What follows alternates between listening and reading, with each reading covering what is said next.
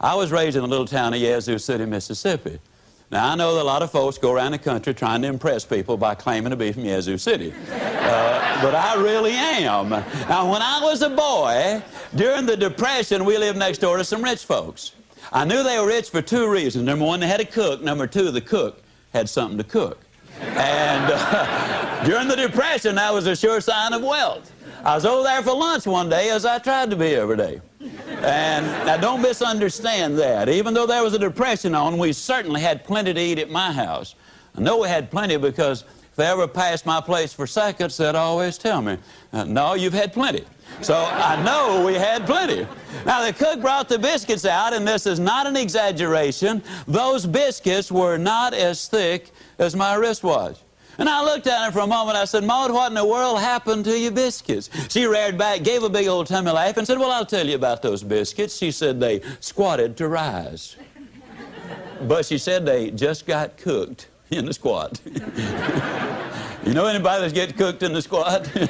You know anybody who's going to do something just as soon as, or they're half a mind to do such and such a thing? You ever have anybody say, well, you know, wait till the kids get out of school and then I'll really get involved in this project. We got so many things going on right now. Wait till they're out of school. Wait till summertime comes and then I'll really get busy. The kids get out of school, you know what they say then? Well, you know, I didn't realize it, but I got to take the kids somewhere every day. I had more time when they were in school. Wait till they get back in school and then I'll really get busy. Kids get back in school, you know what they say then? Well, you know, for the first time in 19 years, dear old Central High has finally got a winning football team, and you got to support the kids there. Wait after the football season is over, then I'll really get busy. Football season in, you know what they say then? Well, here it is, Thanksgiving and Christmas and New Year's, and people don't want to be bothered with this sort of thing this time of year. Wait after the first of the year, man, then I'll really get busy. After the first of the year, you know what they say?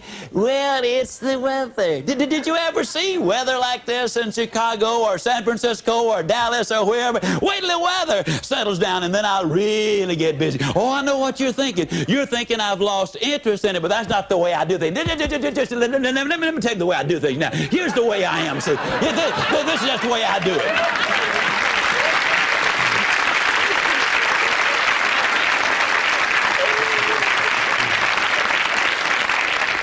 The way I do things is I get everything organized. I get it lined up. I have everything in just such and such order. And then, man, once I get it all put together, that's when I really get after it. I mean, that's just the way. I've always been that way. Do things that way. I know some of these other folks are ahead of me right now, but you just wait. I'll catch them. But this weather, it is just so horrible. Wait till it clears up. And the weather clears up, you know what they say then? Well, here it is. It's Easter time. And Easter time, you know, that's a family time, and we always spend a lot of time together. And you said so yourself. The family is extremely important to you. You do the work for the family, and if you can't spend some time with them, you might as well not do all the work. I mean, wait till after Easter's over, then I'll really get busy. And then after Easter, you know what they say?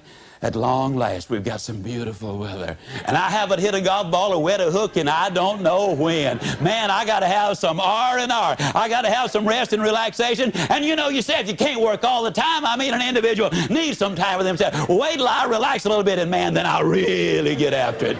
And finally, they get after it a little bit, you know, or when they have the fun and relaxation, then they say, well, it's almost time for the kids to get out of school. And that's where we came in. As we'd say down home, folks, you can put this in your pipe and smoke it, because it's the truth.